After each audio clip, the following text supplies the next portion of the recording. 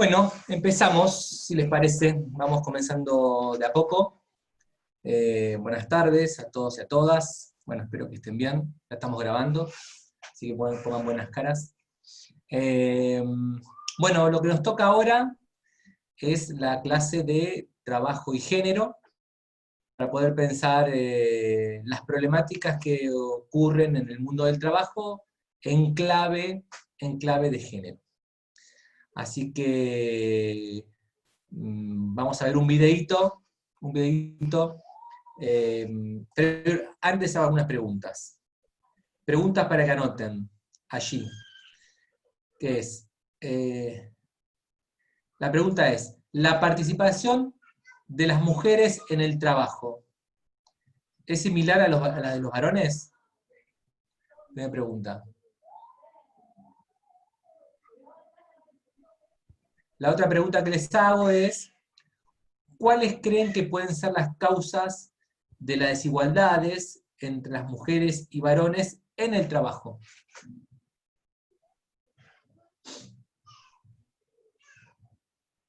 En este sentido, ¿qué papel desempeñan los estereotipos y roles de género?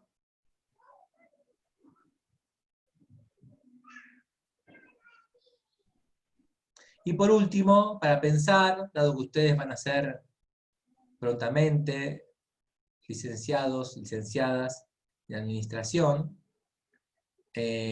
¿cuál considera que debe ser el papel del Estado en la defensa de la igualdad entre géneros?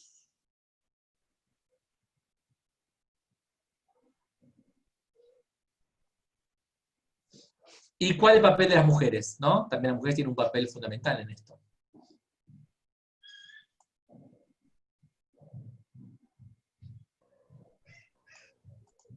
¿Estamos? A ver, así a priori,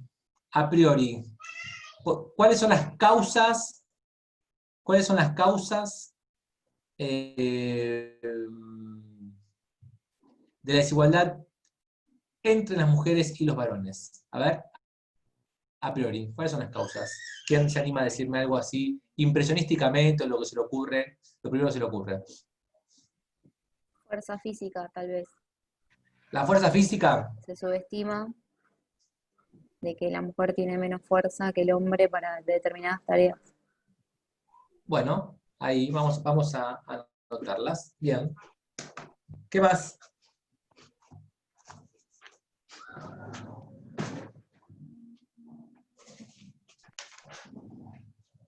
¿Qué otra? Y como habíamos hablado la clase pasada, profesor, también influye el tiempo. Se considera que en este caso, bueno, los hombres no se tienen que ocupar, por ejemplo, de los hijos y las mujeres sí en el caso de que se enfermen u otros problemas.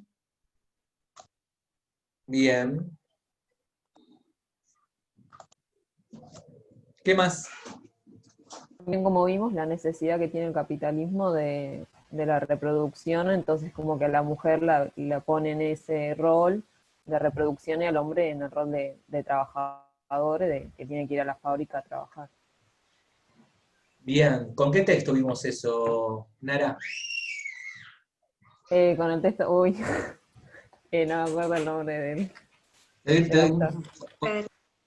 Fe, Ah, Federici. ese. Muy bien, muy bien. Bueno, bien, ahí impresionísticamente. Vamos a ver un videíto y respondemos estas preguntas. ¿Les parece? Vamos a ver si lo hacemos un poco más didáctico con un videíto. Comparto. ¿Cómo? ¿Nadia?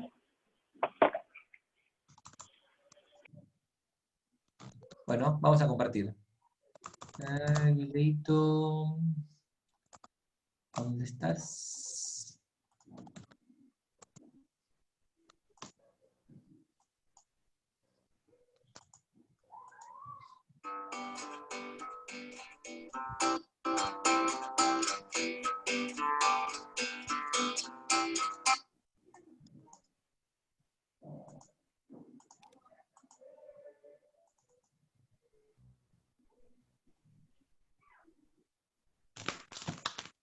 ¿Ahí se ve? Sí. Sí. la computadora. Ahí arrancamos, ¿eh?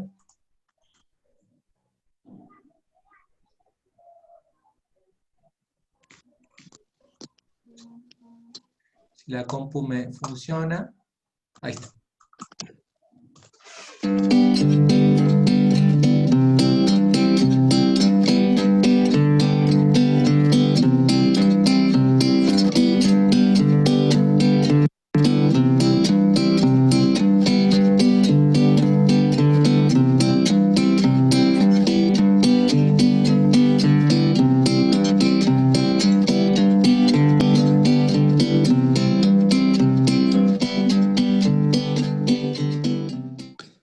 Pipiri,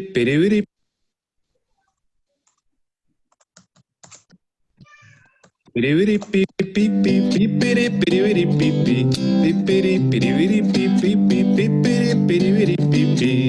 Don Miguel y doña Marta van camino al desarrollo, sin saber bien que este rollo es pa' gente que comparta sus derechos y deberes entre hombres y mujeres, o hacerlo todo en equipo si es que así tú lo prefieres.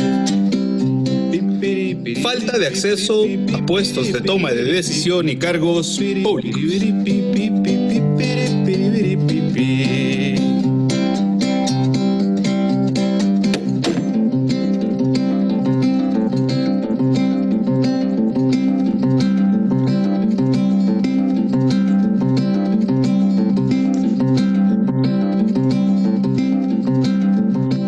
¿Por qué a doña Marta le costó más que a don Miguel saltar la valla de la falta de acceso a puestos de toma de decisión y cargos públicos? Y siguiendo su rol social, él sale a planificar lo de la comunidad,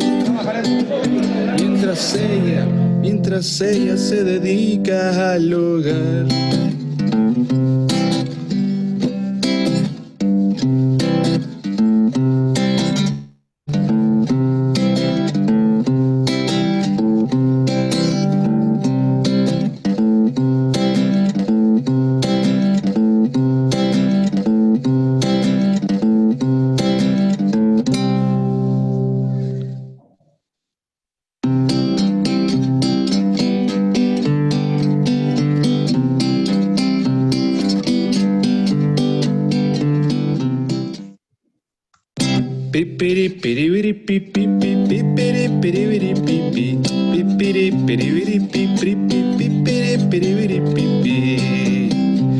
Don Miguel y doña Marta ya no corren tan deprisa, más aún con gran sonrisa le ponen ojo a la meta.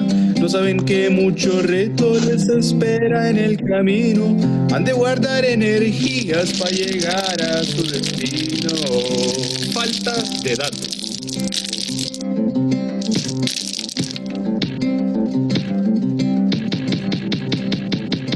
¿Por qué la montaña de piedras de la falta de datos fue más fuerte que don Miguel y doña Marta? Y este tipo que llegó y ahora no es más que un encuestado que para el censo solicita información.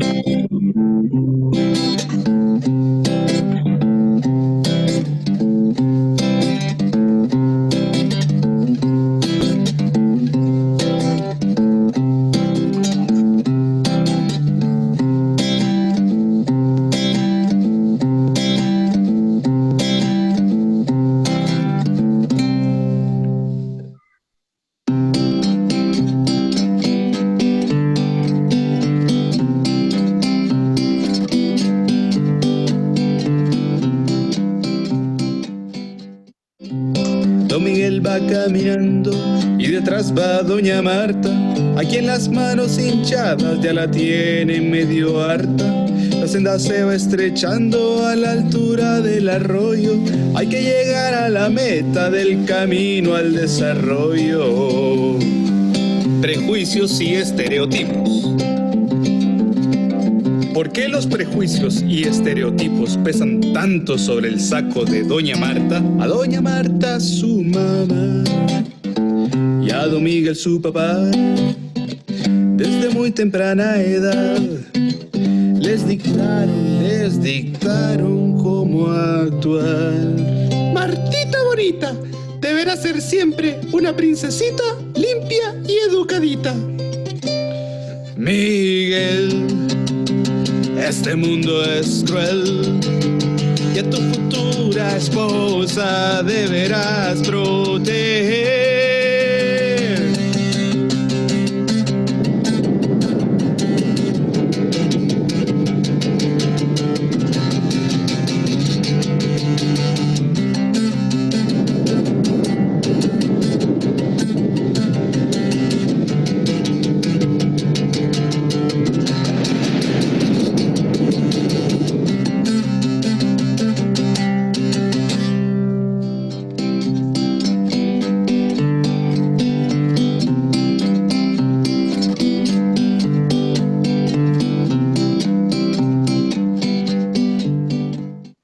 Don Miguel y Doña Marta con sus sacos adelante. El saco de Doña Marta pesa más que un elefante. Cada cual tiene su carga y no la puede abandonar. Es el peso que le impone esta absurda sociedad. ¿Por qué la cuerda de la violencia en caso de desastres hizo caer a Doña Marta?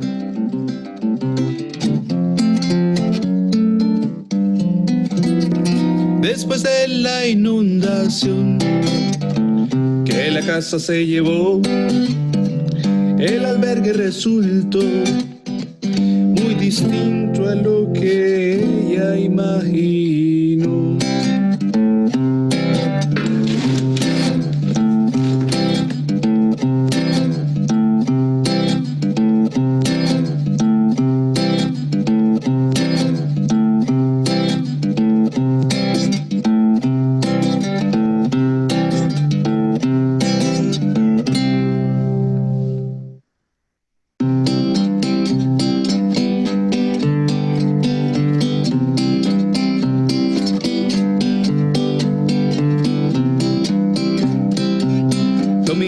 Doña Marta empezaron este viaje con ritmo y velocidad, cual una fiera salvaje. Pero ya están agotados, ya no hay fuerza para correr. Ya caminan despacito y la meta quieren ver. Recuperación temprana. ¿Por qué la roca de la recuperación temprana cayó sobre el saco de Doña Marta y no sobre el saco de Don Miguel? Don Francisco avisó que el banco ya le prestó para recuperación. Y ellos van con ilusión.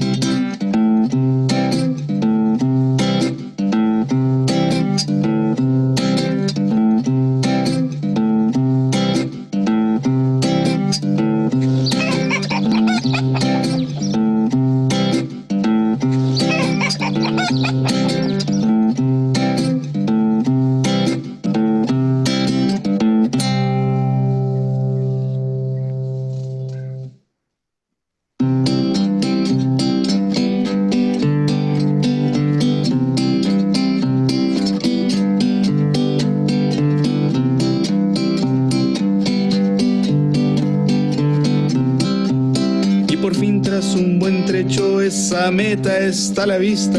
Doña Marta está extenuada y necesita quien le asista. Tan cerca que no sabe bien qué hacer, si llegar él a la meta o ayudar a su mujer.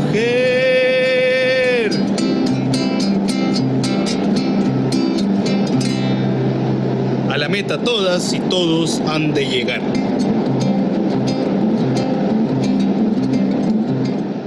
¿Y tú? ¿Cómo cambiarías este final?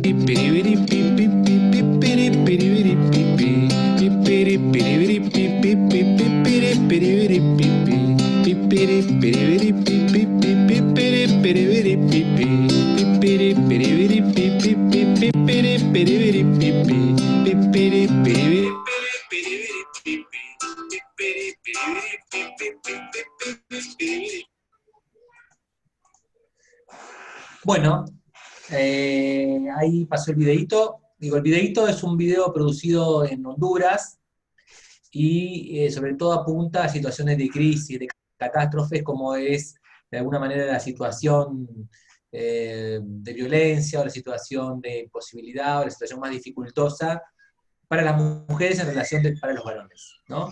Pero más allá de esta especificidad que tiene que ver con una situación de crisis, que también podríamos pensar en la actualidad, ¿no? La situación de crisis económica, de crisis sanitaria, se puede pensar en la actualidad, en Argentina. También nos da algunos elementos para poder pensar, bueno, esta cuestión de cómo opera, cómo impacta la diferencia de los géneros en la cuestión laboral y los ámbitos de la vida. Así que bueno, a ver, para empezar a pensar,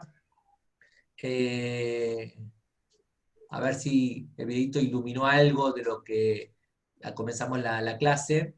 ¿Cuáles son las causas? ¿Cuáles son las causas de la desigualdad entre hombres y varones? ¿Y qué papel juegan los estereotipos y los roles de género? A ver, la dejo a ustedes que hablen un poco. Pueden decir también qué les pareció el video.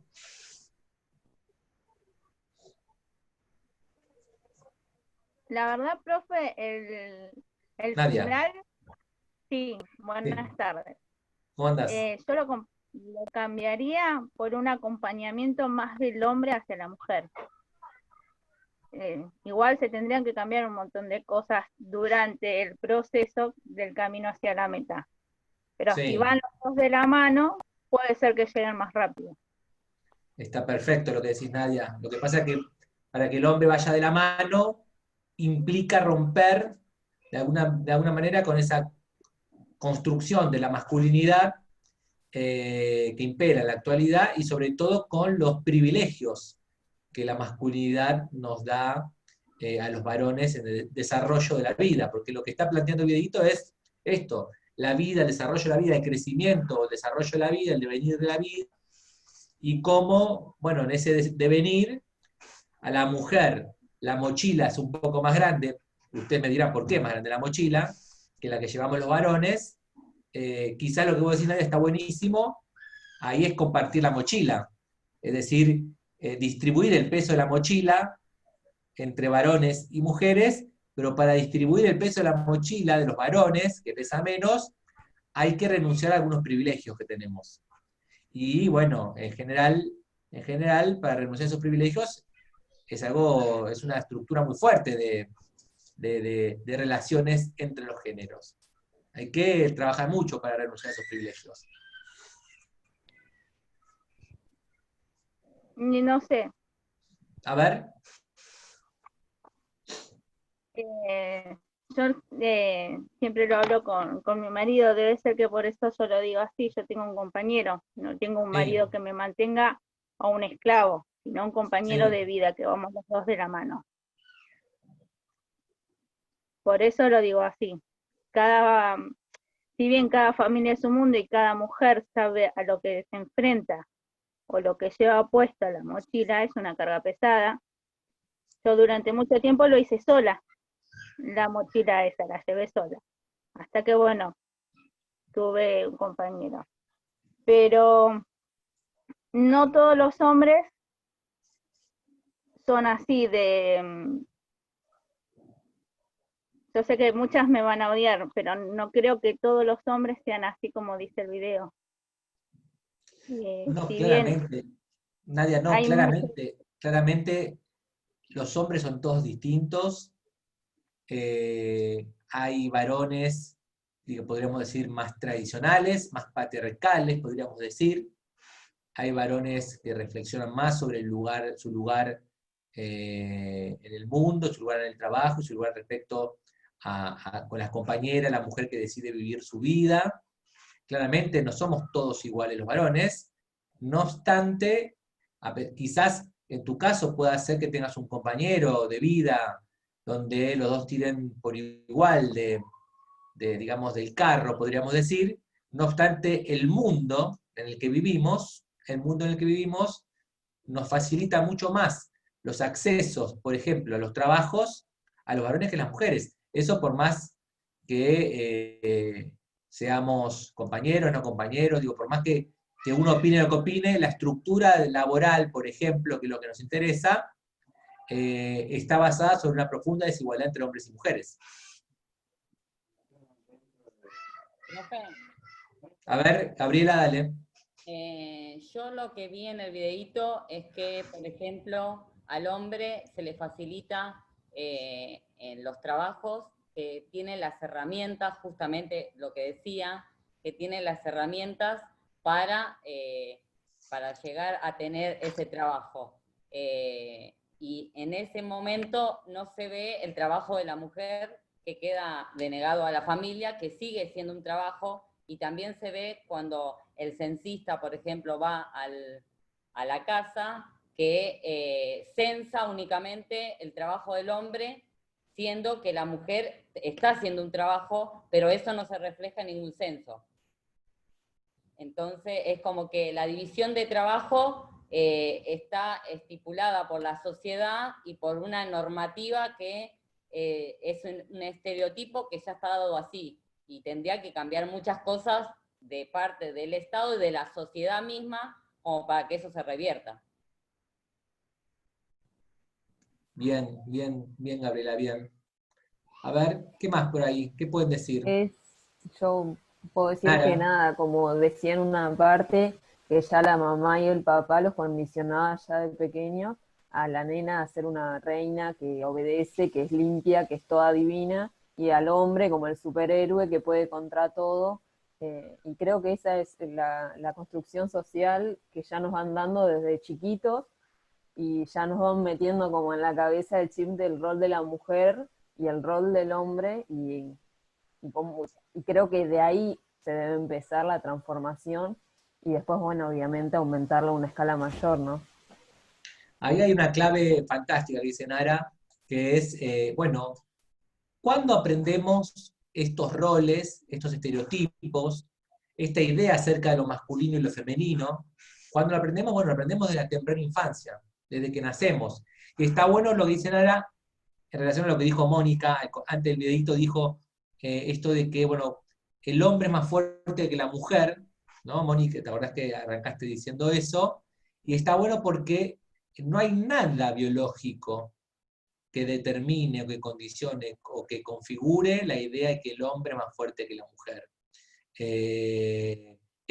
Claramente está basado, sustentado en una construcción histórica y social, que esto, como decía el videíto, que desde chiquitos, a las mujeres le decimos que son princesas, que son dulces, que son suaves, que tienen que consentir, que tienen que estar dispuestas, que tienen que estar serviciales, que tienen que ser serviciales. Recuerden cuando trabajamos Federici, las obras de teatro, cómo van retratando a la mujer, ¿no?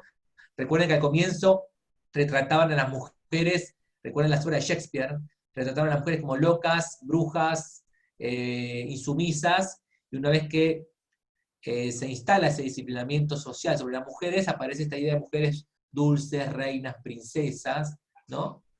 Y por otro lado el hombre como superhéroe, que puede, que todo lo puede, el proveedor, ¿no? El que puede superarlo todo, ¿no? El que es arrojado, el que es fuerte, ¿no? Y desde muy pequeños vamos formando estos roles, estos estereotipos, ¿no?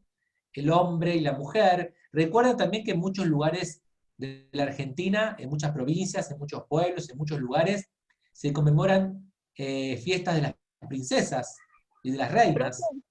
Sí, Nadia, dale.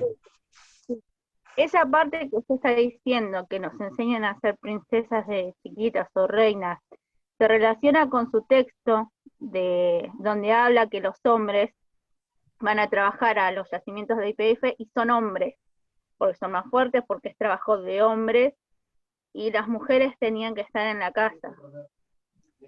Buenísimo, buenísimo el link que haces ahí, Nadia, buenísimo, porque tiene que ver con esto.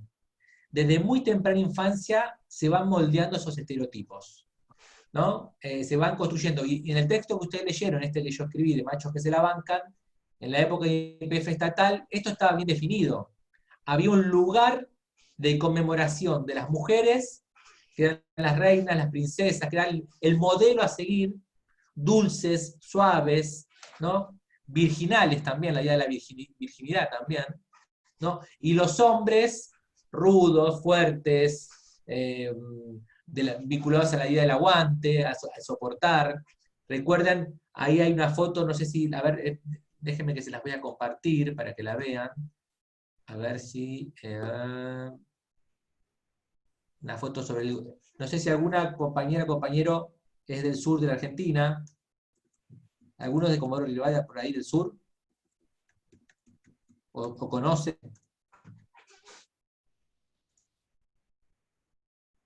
A ver. Esperen que les voy a mostrar el monumento. La estatua, ¿cómo se llama? El Gorosito. Gorosito ese, que mostraba un hombre todo fornido, fortachón, haciendo el trabajo. Vi la foto en el texto suyo. Exactamente. Ahí les voy a compartir para que lo vean un poquito. De cómo... Ahí se ve, sí. ¿Ahí se ve? Sí. De cómo era representado el hombre en el petróleo. Mírenlo, ¿no? Ahí tienen. El monumento este que tiene 50 metros, está en Caleta Olivia, es el monumento más grande de la Patagonia Argentina, y ahí vemos al Gorosito, torso desnudo, musculoso, ¿no? Musculoso, en una actitud, podríamos decir, recia, ¿no? De hombre duro, de hombre que soporta las inclemencias del tiempo, de disciplina, ¿no? Ahí en Boca de Pozo, en la Boca de Pozo, como se dice la actividad petrolera, ¿no? Bueno, esta es una representación que se hacía de los hombres en la época de YPF estatal, que no dista mucho de las representaciones quizás actuales que se hacen acerca de los varones y las mujeres, ¿no? Yo les conté, creo que... Sí, Gabriela, dale. Pero igualmente ese estereotipo del hombre viril y fuerte juega todo a favor, como dijo Nara, del capitalismo, porque justamente si ellos muestran una debilidad, los comparan con el sexo femenino o que no pueden y muchas veces se sienten perjudicados, pero no van a decir lo contrario porque todo el sistema capitalista está vinculado a que eso funcione de esa manera. Exactamente, hay un punto importante que es cómo este estereotipo acerca de la masculinidad de hombres proveedores, fuertes, todopoderosos, héroes, como decía, mostrar el videíto, también no solamente nos otorga privilegios, porque ahora vamos a ver, ¿no? Los privilegios en el mundo del trabajo, las brechas salariales, las distintas cuestiones vinculadas a que mismo trabajo, distinto salario, hecho por hombre y por mujer, pero en el caso del varón, opera en el sentido de invisibilizar la cuestión del cuidado, ¿no? El cuidado que, claramente, cuando uno piensa en cuidado, naturalmente es el ámbito de la feminidad de la mujer, ¿no? Es decir, ¿quién realiza las tareas de cuidado en el ámbito reproductivo? La mujer. ¿Quién cuida a los hijos? La mujer. ¿Quién cuida a los enfermos?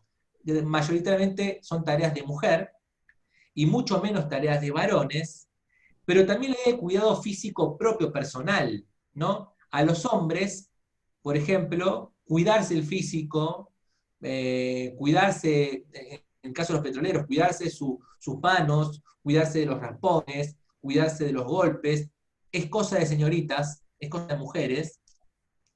Incluso uno puede pensar que esa idea del cuidado, o esa imposibilidad de cuidado que tenemos los varones, del cuidado propio, personal, también nos imposibilita, por ejemplo, la sensibilidad, ¿no? El llorar, por ejemplo, ¿no? La actividad de llorar. Digo, ¿cuántos varones estamos por este imperativo de virilidad, de masculinidad, de proveedores?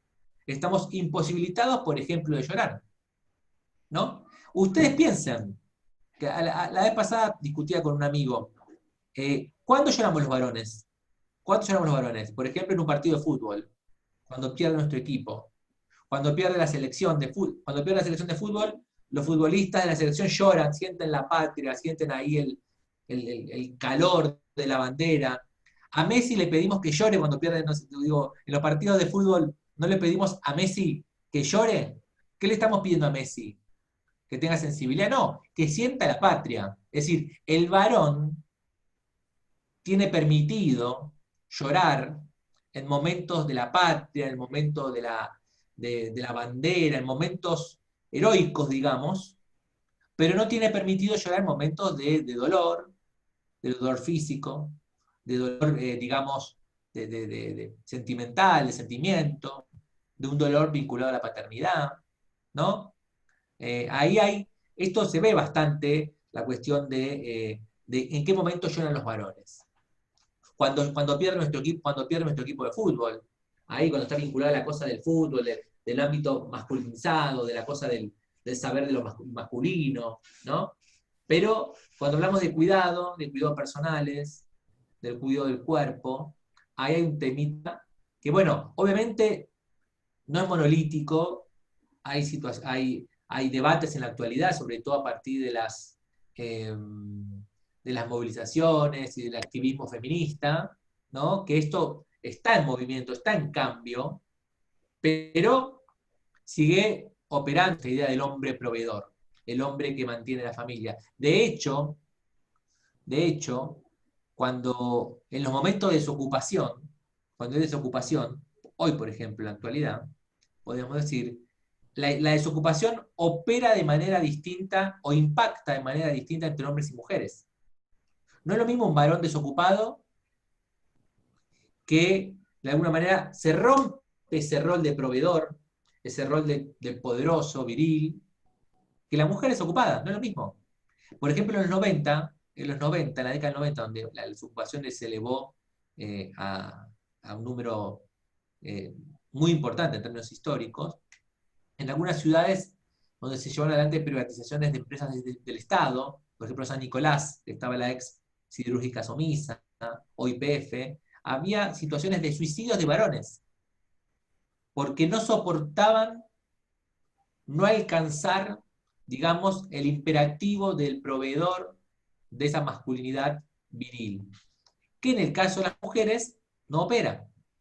Las mujeres mucho más, si se quiere, acostumbradas a estar en el ámbito del hogar, son las tareas que ella realiza, mucho más acostumbradas al trabajo al interior del ámbito doméstico, y no así los varones. Por eso la desocupación, digamos, impacta de manera distinta. Impacta de manera distinta. Siguiendo con lo que decía Nara respecto a la formación desde muy chiquitos, yo les conté, creo que la vez que tuvimos clases sobre Federici, que yo estoy investigando el mundo del trabajo en la industria del software, y les contaba, creo, si no me recuerdo mal, que yo, bueno, entrevisto mujeres y varones, es una industria de software, ¿no? Mercado Libre, Global y todas las empresas de tecnología, altamente masculinizado, es decir, de varones, generalmente. Y yo le preguntaba, ¿cómo puede ser que haya varones en una industria donde no requiera algo, si se quiere, físico, de fortaleza? Bueno, y cuando yo pregunto, ¿cuándo le llega la tecnología a las mujeres y cuándo les llegó la tecnología en su vida a los varones les llega desde muy temprana infancia, a partir de los juegos de las pistolitas, a partir del juego de la PlayStation, del fulbito, del fútbol, ¿no? Juegan al fútbol. Y a las mujeres les llega, si se quiere, más terminando el secundario, la tecnología. ¿Por qué? Porque no es un instrumento, un juego para mujeres. Juegan con muñecas, o juegan a princesas, o juegan a otras cosas. Tiene otros juegos. Quiero decirles que esto que yo vengo investigando me cambió bastante la mirada respecto de la tecnología, los celulares, que antes se los prohibía a mis hijas, y ahora les dejo más libremente el uso de tecnología, porque, bueno, claramente que, digo, es así. Digo, desde muy temprana infancia a los varones se los vincula con la tecnología, con el uso de la tecnología, ya sea por los juegos de pistolas o de fútbol, y a las mujeres no. Por eso después uno va viendo el proceso de desarrollo del trabajo en programadores y programadoras, y en el ámbito laboral son muchos más los varones programadores que las mujeres programadoras. Después están las escuelas técnicas vinculadas a esto, que también son ámbitos de de varones. Con lo cual vamos viendo que todo el desarrollo de una profesión está completamente atravesado por un proceso de estereotipo, de construcción, de roles desde la temprana infancia, ¿no?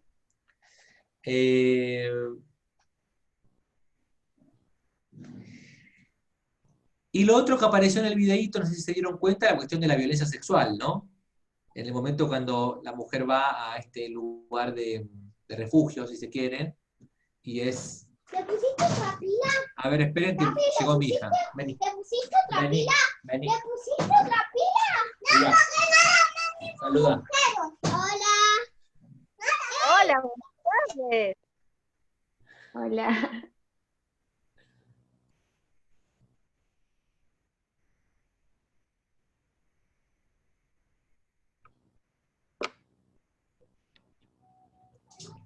Bueno, seguimos. Bueno, la cuestión del trabajo y la cotidianidad doméstica. Le decía, a ver, le decía que aparece ahí en el video también la cuestión de la violencia, ¿no? La violencia sexual, que también está en el trabajo que yo les envié sobre los petroleros, de cómo la violencia, el monopolio de la violencia es parte de esa construcción del ejercicio de la masculinidad que opera sobre aquello que es lo débil, aquello que es lo abyecto, ¿no? Aquello que es lo repulsivo, que es esa cuestión entre la feminidad y la masculinidad. Dicho esto, vamos a meternos con algunos conceptos y les voy a compartir una pantallita, así vamos ordenando algunas cuestiones. Ahí se ve, ¿no? Bien. Bueno, la pregunta es, y que tiene que ver con el video que vimos, y para empezar a desarrollar un poco algunas ideas, es, ¿qué entendemos por género? ¿A qué nos referimos cuando planteamos las relaciones de género? Un poco lo vimos con la clase de Silvia Federici, cuando planteamos que nos referimos a una construcción histórica y social, ¿no? Una construcción histórica y social, donde se asocian un conjunto de roles, valores, sentidos y prácticas con uno u otro sexo, ¿no? Y implicando cierta jerarquía entre ellos, determinando lo que la sociedad considera como femenino y lo que la sociedad considera como masculino, ubicando siempre lo femenino de manera subordinada a lo masculino. Es decir, vuelvo a decirlo en forma más coloquial, digo, las relaciones de género se construyen de forma histórica y social. Esto lo vimos cuando vimos el texto de Federici. De hecho, Federici analiza, recuerden, el momento de la llamada acumulación originaria en el siglo XV y cómo ahí se va estructurando a partir del surgimiento de las bases del modo de producción capital, el lugar de la mujer y el lugar del varón, qué entendemos por feminidad y qué entendemos por masculinidad, y qué roles unos y otros, ¿no? Entonces, las relaciones de género son una construcción social e histórica, no hay nada en ello biológico, digo, esto lo quiero decir, no hay nada biológico en ello, no es el varón más fuerte, no es la mujer más débil, hay varones fuertes, hay varones débiles, hay mujeres fuertes. Por ejemplo, una vez me dijeron en mi clase en la UNAG, me dijeron, pero los varones son más fuertes. Bueno, yo traigo acá a la Lucha Aymar, la tienen todos a Lucha Aymar, la jugadora de hockey. Bueno, la Lucha Aymar y, bueno, no sé, ¿quién es más fuerte que ella? Acá nadie, ¿no? Digo, una mujer que entrena, que todos los días, profesional, digo, claramente no hay forma de decir que los varones son más fuertes que las mujeres. Los roles de género son construcciones sociales e históricas, ¿no? Y que definen roles, valores, sentidos y prácticas. Y que esta construcción histórica define una estructura de relación subordinada, es decir, lo femenino subordinado a lo masculino. ¿Esto qué quiere decir? Que lo que está estructurando las relaciones entre hombres y mujeres, y quizás entre otras identidades de género, es lo que se llama el patriarcado, ¿no? El sistema patriarcal. Que el sistema patriarcal es un sistema histórico que configura esta relación entre los géneros, ¿no? En relación de una subordinación de la mujer por el hombre. Una relación jerarquizada. Yo les conté, creo que cuando trabajamos el texto de Federici, que una de las discusiones que había era, bueno, ¿cuándo surgió el patriarcado? ¿Desde qué momento era el patriarcado? ¿No? Claramente hay una coincidencia para decir que el sistema patriarcal es anterior al capitalismo, o sea, es anterior al siglo XV. ¿Se acuerdan que nosotros cuando vimos en las sociedades campesinas había una división sexual del trabajo y que las mujeres se dedicaban a las tareas de reproducción, ¿no? De cuidado, y los hombres no, pero esas tareas de cuidado eran de manera colectiva, ¿no? Y más que cortar el lugar de poder de la mujer, la potenciaba en un lugar colectiva de relaciones entre mujeres. Recuerdan que esto lo habíamos hablado con Federici, ¿no? Entonces, el patriarcado es anterior al sistema capitalista, no obstante, como vimos con Federici, articula, se empalma, se entrelaza con el capitalismo, profundizando aún más la desigualdad entre los géneros. Es decir, el capitalismo, el sistema capitalista, ¿no? Ese momento de acumulación originaria en adelante, como vimos con el texto de Federici, se empalma con esto que decimos que es el sistema patriarcal y profundiza aún más la desigualdad entre los géneros, ¿no? Después hay varios debates ahí al interior de los feminismos. Hay un debate muy interesante que lo nombro nada más para que lo tengan en cuenta, entre una autora llamada Hartman y otra autora llamada Iris Young, que dicen, bueno, el patriarcado y el capitalismo son dos sistemas distintos que conviven, o es un único sistema que se entrelaza, ¿no?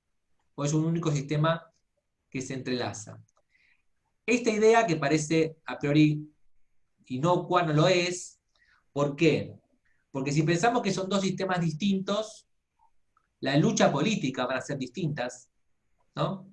La lucha política para luchar contra el patriarcado o contra el capitalismo son dos luchas distintas, si creemos que son dos sistemas que van en paralelo, pero si creemos que es un único sistema, el capitalismo o el patriarcado, la lucha política va a ser una sola, ¿no? Golpear, digamos, al patriarcado es golpear al capitalismo, y golpear al capitalismo es golpear al patriarcado, en términos del activismo político de los feminismos, estamos hablando, ¿no? Entonces, ¿qué es lo que quiero plantear?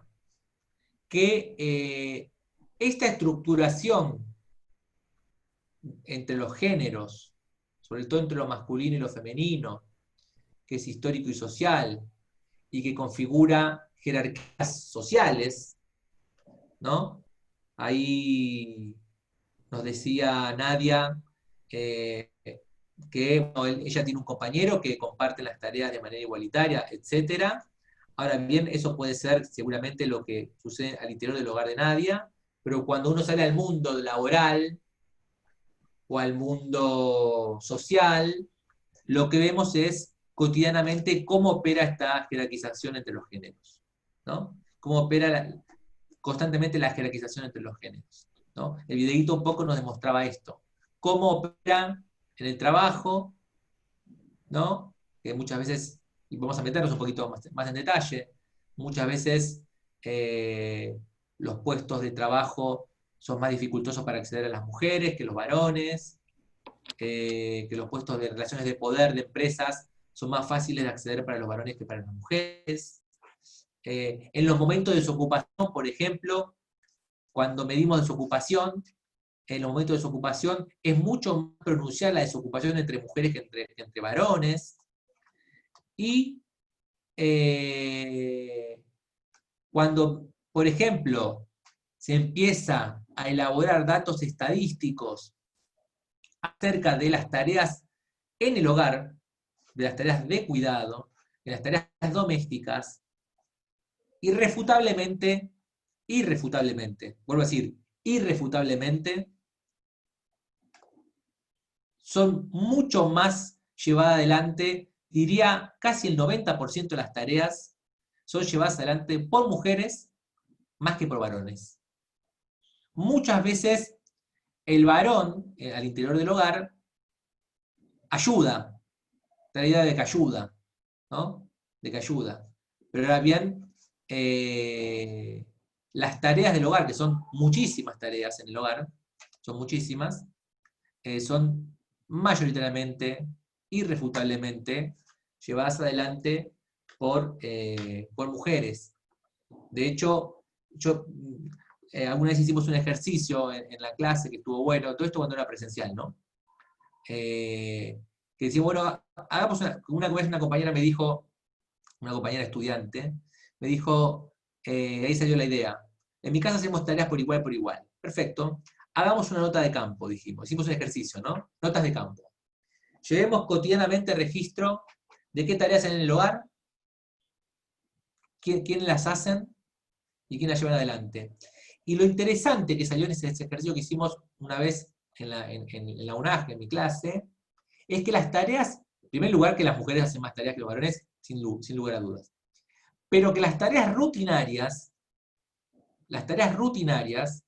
son las que llevan adelante generalmente las mujeres.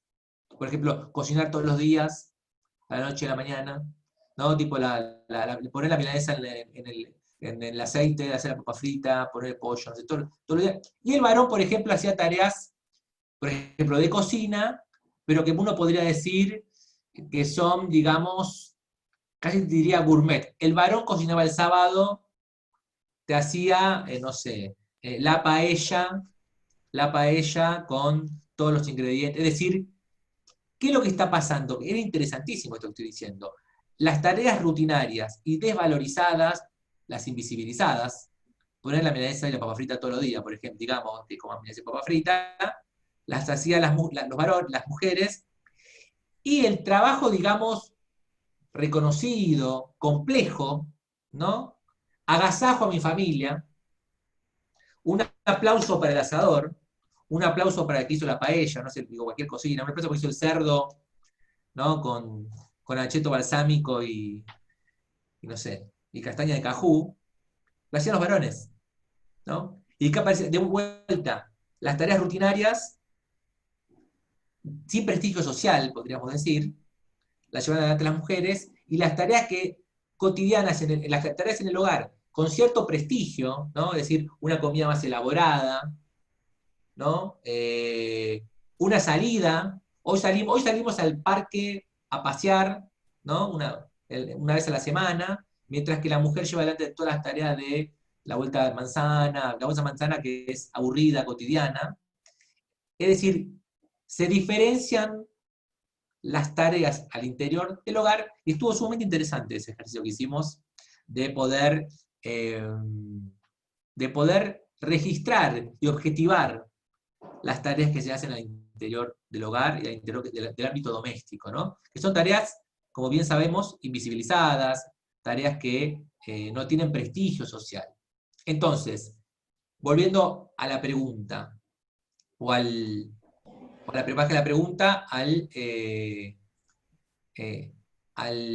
PowerPoint que le estoy presentando.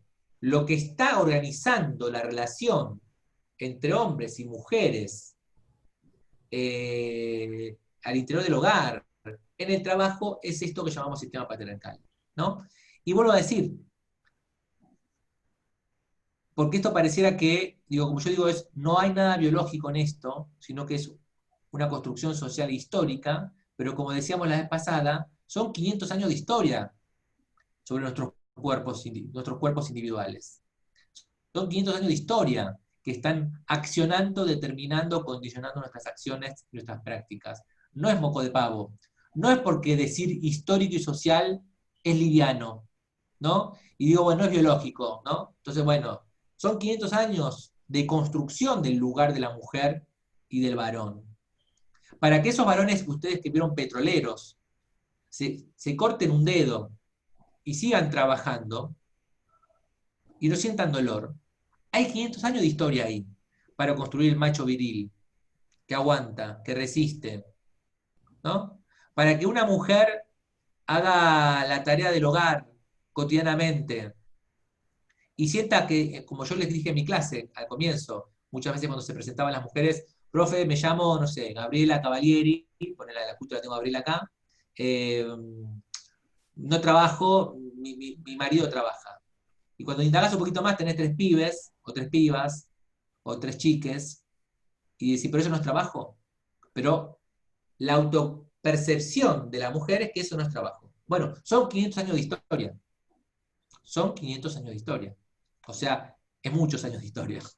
Sobre una vida que lleva, no sé, pongámosle que en el mejor de los casos vivimos hasta los 80. Bueno, son 80 años, son 500 años de historia sobre una vida de 80 años. O sea, bueno, es una determinación muy fuerte la que nos lleva adelante. Entonces, cuando hablamos de relaciones de género,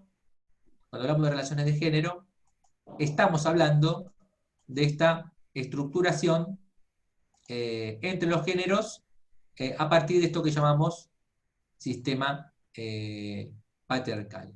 Ahora bien, paso a la otra diapositiva. ¿Qué consecuencias tiene, ahí me pintó un poquito. ¿Qué consecuencias tiene esto en el mundo del trabajo? ¿No? ¿Qué consecuencias tiene esto en el mundo del trabajo? Bueno, variadas, muchas las estuvimos diciendo recién. En primer lugar, esta división sexual del trabajo entre el ámbito productivo y el ámbito reproductivo. Esto ya lo vimos, ¿no? Con Federici, ¿no? Cuando se estructura el espacio del trabajo, el espacio de la producción de valor, de la producción de mercancías para el hombre, y el espacio de la reproducción, el ámbito del hogar, lo doméstico, como el ámbito natural de la mujer. ¿Por qué natural? Porque la mujer cuida, vuelvo a decir, cuida, es dulce, sabe cómo cuidar, sabe cómo arropar un bebé, ¿no? Sabe cómo llevar adelante esas tareas, pero es el ámbito de la reproducción, es un ámbito que no tiene, es un ámbito que no produce valor, no produce las mercancías, es un ámbito desvalorizado, es un ámbito desprestigiado, es un ámbito invisibilizado y que muchas veces esto es un ámbito conceptualizado como no trabajo. Yo algunas veces le conté en mi familia, pobre, siempre ataco con los ejemplos con mi familia, cuando mi papá llegaba de trabajar, ¿no? Mi mamá había estado todo el día, esto que yo les cuento, yo lo pude objetivar, lo pude ver cuando empecé a leer estas lecturas, cuando empecé a pensar en esta clave, ¿no? Porque siempre mi mamá, bueno, nunca trabajó. Pero cuando empecé a pensar en esta clave, claro, mi mamá se levantaba, nos hacía el desayuno, nos llevaba al colegio, después nos iba a buscar, a mí me llevaba a francés, a mi hermano nos llevaba a karate, después volvía, nos buscaba, o sea, estaba todo el día rolando con nosotros, llevándonos a todos lados. Me acuerdo que yo iba, por ejemplo, a francés, eso me lo acuerdo para siempre, y mi mamá me esperaba abajo, 1 hora, en el auto, sentadita, ¿no? Y cuando venía me esperaba un chocolate. Bueno, cuando mi papá llegaba a eso de las 6, 7 a mi casa, claro, llegaba muerto de hambre, había que atenderlo. Digo, llega el que trabajaba, ¿no? Mi mamá no había trabajado, se había llevado por ahí, ¿no? Pero yo ahora que tengo 2 hijas además y que hago esa tarea de llevar, ir y venir, me doy cuenta lo pesado que es, lo laborioso que es, lo agotador que es, ¿no? Es reagotador. Ir, llevar, esperar, estar ahí, ¿no? Y recién ahora, cuando yo empiezo a leer, y que lo que la facultad también nos habilita, es a poder pensar y reflexionar sobre esto, y a ponerle valor a esto, y a que se entienda que esto es una tarea sumamente laboriosa y pesada, y que tiene que ponérsele valor. Entonces, las consecuencias, esto, ¿no? El ámbito de la producción, el ámbito de la reproducción. Seguimos, un poquito más.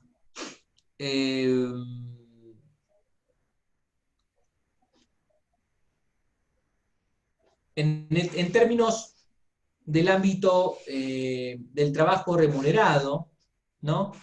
En términos del trabajo remunerado, podemos decir que a pesar de que hay un crecimiento fuerte de las mujeres en ámbitos laborales, en el mercado laboral, hay una menor participación de las mujeres en el trabajo remunerado, y no solamente una menor participación, sino que hay una peor participación en el mercado laboral. Esto quiere decir menos accesos a recursos económicos y como consecuencia un menor grado de autonomía. Un menor grado de autonomía. A ver si...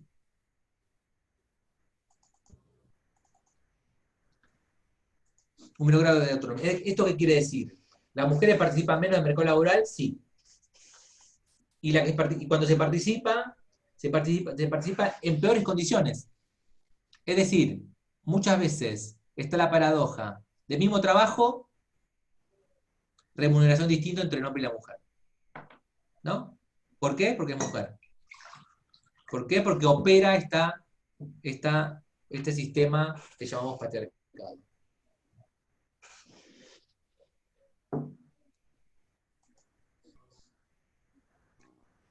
¿Hasta acá cómo vamos? ¿Alguna pregunta, alguna consulta? ¿Alguna idea que quieran Profe, decir? hola. Salió el compartir, profe. Sí, lo saqué para verles un poco la cara a ustedes ahora. Hola, profe. Marcelo, ¿cómo estás? Bien. Una pregunta quería hacer, o una reflexión. Sí. Entonces, el capitalismo o el empresario contrata trabajo de producción y que es el remunerado y el trabajo no remunerado, que es el trabajo de reproducción. Sí. Que no lo paga. Está buenísimo eso que decís. Y ese plus se lo lleva de arriba el capitalismo. Está buenísimo, Marcelo, lo que decís. Creo que la vez pasada en la clase de Conferici lo planteamos. En Europa hay una discusión sobre eso. Bueno, ahora no, porque está todo estallado con el tema del COVID, pero hay varias discusiones en Europa sobre si el Estado debe pagar, o el Estado o las empresas deben pagar esa tarea de reproducción que no se remunera. Es decir, si vos tenés un hogar donde una persona va a trabajar en una empresa y una mujer, ya sea la abuela, la tía, la mamá o quien sea, cuida a esos pibes y después hace toda la tarea de reproducción del varón, bueno, la discusión es que esas empresas deben pagar esa tarea no reconocida. Hay una discusión sobre eso. También lo que estaba bueno en el texto de Rodríguez Enríquez es el planteo que hace la economía feminista en cuanto a al flujo circular, incluir ahí lo de la reproducción, el flujo circular de la renta. Eso me pareció buenísimo. Sí. Corina Enríquez es una muy interesante investigadora en los temas de trabajo y género. Sí. Bueno, por eso es toda una discusión. Lo que sucede es que es un trabajo desprestigiado, socialmente desvalorizado. Ustedes piensan algo interesantísimo. Piensen esto, miren. Hicimos un trabajo hace poquito sobre el trabajo doméstico remunerado y el impacto del COVID-19, la crisis del COVID-19. Es un trabajo, es un ámbito laboral históricamente precarizado. El 80% de las mujeres que trabajan en casas de particulares no está registrada. A pesar de que hay una ley en 2013 para registrar a las mujeres, a las trabajadoras. Apenas se produjo la crisis del COVID-19 y la llamada cuarentena, la ASPO, la llamada cuarentena, ¿no? Donde la imposibilidad de movernos, hubo, te diría, hicimos una encuesta sobre 700 mujeres, 6 de cada 10 mujeres vieron precarizada su situación laboral, de unas cuentas de 700 personas. Ya sea que fueron despedidas, le pagaron menos, no le avisaron que la iban a llamar, o sea, un montón de situaciones que hacen de que se precarice el trabajo. Es decir, lo que vemos es cómo, bueno, rápidamente ante una crisis, es un trabajo claramente feminizado, como es el trabajo de casas particulares, recibe el impacto de lleno de la crisis en tiempo real al instante. Ahora bien, cuando se empezó a discutir en la Ciudad de Buenos Aires abrir la cuarentena, uno de los primeros trabajos que querían que se volviera a normalidad era las tareas de casas particulares, las tareas de domésticas, ¿no? Esto es interesante. Aquí en la Ciudad de Buenos Aires, y de hecho salió el intendente de la ciudad, Horacio Rodríguez Larreta, a decir que una de las tareas que había que abrir era la tarea de casas particulares. ¿Por qué? Porque son fundamentales para la organización del hogar. Son vitales para la economía, como decía Marcelo, porque es trabajo no reconocido, vital para la dinámica de la producción, pero además porque es vital para la dinámica de la cotidianidad familiar. Organiza la cotidianidad familiar de un montón de familias que tercerizan ese trabajo. Entonces, es interesante esta podríamos decir, no, dicotomía no, esta paradoja, ¿no? De un trabajo completamente desvalorizado, pero a la vez fundamental, pero a la vez vital para la dinámica. Y un trabajo feminizado, por eso tiene esas características. Porque es feminizado, es desvalorizado, pero como además tiene que ver con la tarea de reproducción, es vital y fundamental. Como dijimos en su momento con el texto de Federici, si no hay tarea de reproducción, no hay sistema capitalista que funcione. Si no hay una mujer detrás de esa tarea, no hay capitalismo posible. No hay mercado de trabajo.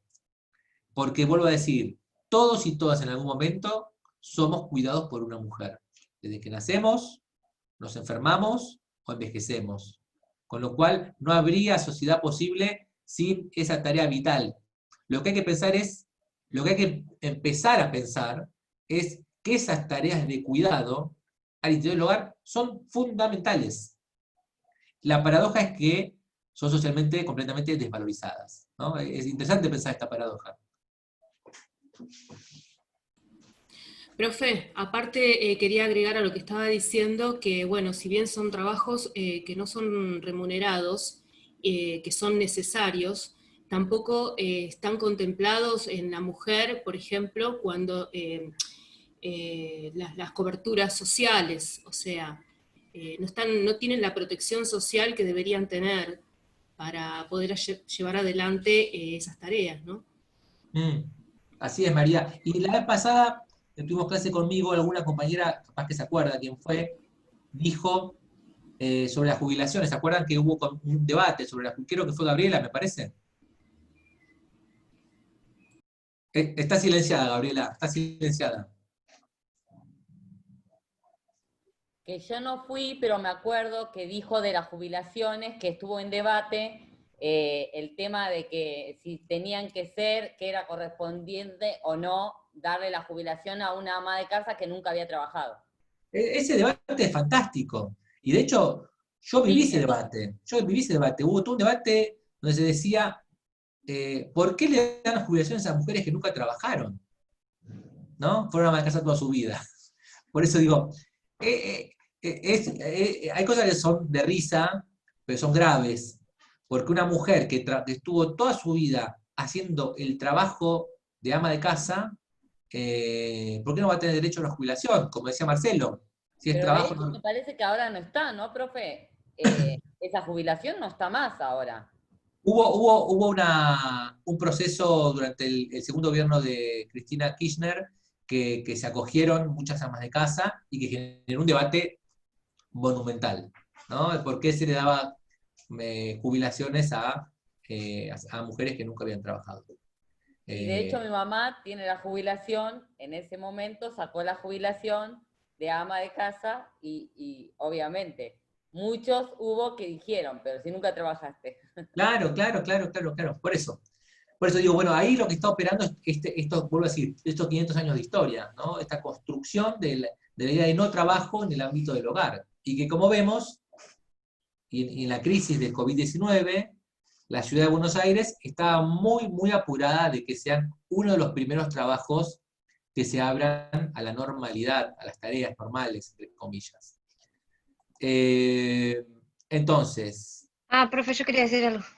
dale, vamos. Y que también con respecto a lo que usted decía de esa encuesta, que no suma el PBI tampoco el trabajo Claro. doméstico y no remunerado, no suma el PBI, y bueno, esa era ¿no? Una de las líneas que defendían, que si se sumaría el PBI crecería, porque todas estas tareas con la pandemia crecieron, ¿no? Sí, totalmente. Creo que hay un trabajo ahora del Ministerio de Economía que hizo ese cálculo que vos decís, Ana. Me parece que algo vi hace un tiempo sobre eso, ¿no? Creo que hay algo de eso. Sí, hay un artículo que habla de eso, sí. Y hay un informe que demuestra que si se incluiría en el PBI, representaría un 16%, incluso más que la industria y el comercio. Sí, lo había leído eso, sí, sí, sí. Es súper interesante, es súper interesante. Sí, sí, sí. Bueno, perfecto. Ahí les sigo compartiendo un poco más. A ver. Trabajo remunerado, pum, esto ya lo planteamos. Ahora bien, decíamos recién esto, ¿no? Accesos, una menor participación del trabajo remunerado, peor participación en el mercado de trabajo, un menor acceso a recursos económicos y por ende un menor grado de autonomía económica. Lo otro que también quería plantear es la situación que podríamos, digo que en el videíto que yo les planteé al comienzo aparecían, que son los procesos de discriminación laboral, ¿no? En el sentido de que, bueno, habíamos dicho hace un ratito que las tasas de desocupación y de subocupación siempre son más elevadas para las mujeres que para los varones.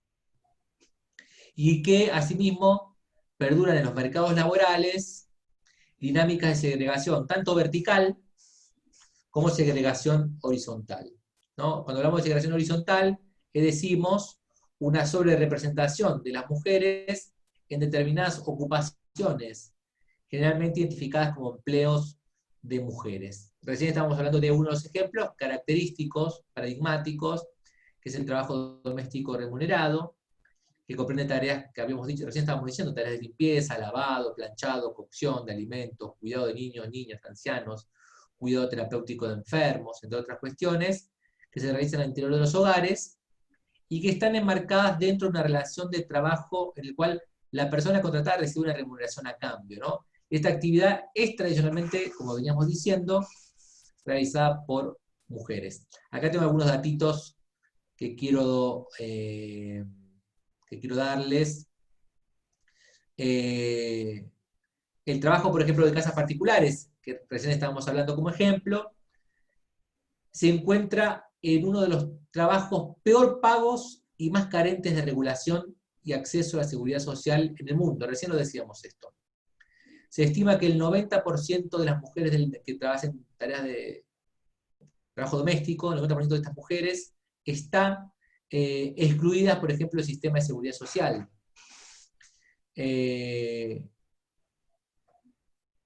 A las propias brechas salariales entre hombres y mujeres se le suma también, como veníamos diciendo, que es un trabajo caracterizado como no calificado, trabajo descalificado. En Argentina, la participación de mujeres en este sector es del 95%. En Argentina es una actividad realizada por más de 1 millón de personas, es muchísimo. Es la actividad de mayor importancia entre las mujeres asalariadas en nuestro país. Y y el promedio de trabajadoras que se desempeñan en el servicio doméstico es de mujeres adultas con secundaria incompleta, en su mayoría jefas de hogar, y en su mayoría la única entrada de ingreso es el trabajo en casas particulares. Con lo cual, en medio de la crisis, sin servicio de seguridad, sin datos estadísticos, sin reconocimiento, etcétera, etcétera, etcétera, bueno, lo que expone es lo que plantea el videíto del comienzo, es a una particular singularidad, que podríamos decir, de consecuencias, de efectos, sobre la mujer en relación a sobre los varones, ¿no? Es decir, vamos viendo que la mochila es grande, de prejuicios, de estructura, de roles, es una mochila sumamente difícil, sumamente difícil. Por eso es interesante pensar sobre estas cuestiones. Y después lo que vemos aquí, que tenemos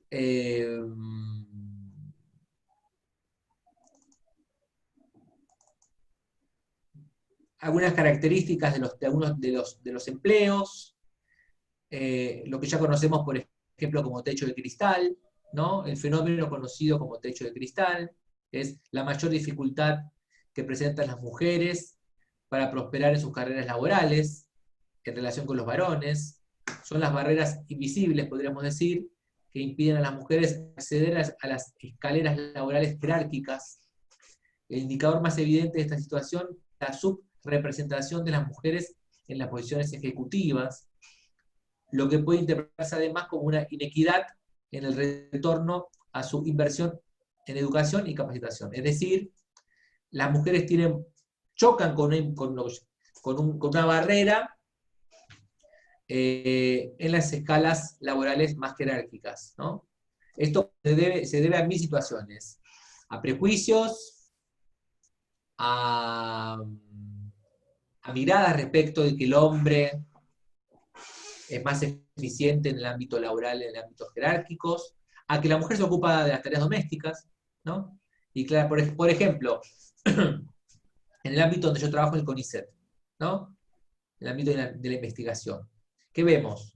La base de la pirámide son más mujeres que varones, sin lugar a dudas. Habría que ver por qué son más mujeres que varones, sobre todo en las ciencias sociales. Son más mujeres que varones. Ahora bien, en la pirámide, en la parte de arriba, los escalafones más jerárquicos de investigadores son varones, la mayoría, y muy pocas mujeres. Bueno, alguna lectura ahí hay que dar de esto del techo de cristal, ¿no? De por qué en el ámbito del CONICET son más las mujeres que los varones, al menos en las ciencias sociales, y en el ámbito, en las pirámides, en las escalas jerárquicas de investigadores, hay más varones que mujeres. Profe, ¿No? profe, Sí. acá Nadia. Eso de que se da en la... Ay, Nadia, el te techo de escucha cristal muy cortado, a ver. Ese tema que usted plantea del techo de cristal de las mujeres, que en los lugares jerárquicos están solamente los hombres, yo creo que lo hacen, ¿se escucha bien? Claro, la Convención de los Derechos del Niño. Lo hacen por el tema de que supuestamente las mujeres somos más sensibles y no sabemos tomar buenas decisiones en ese ámbito. Para que necesidad que no te escucho. ¿La escucha Nadia o soy yo que no escucha? Yo sí la escucho. Se escucha, sí se escucha. ¿La escucha Nadia? Sí, sí se escucha. A ver, esperen que me pongo entonces auriculares a ver si funciona mejor.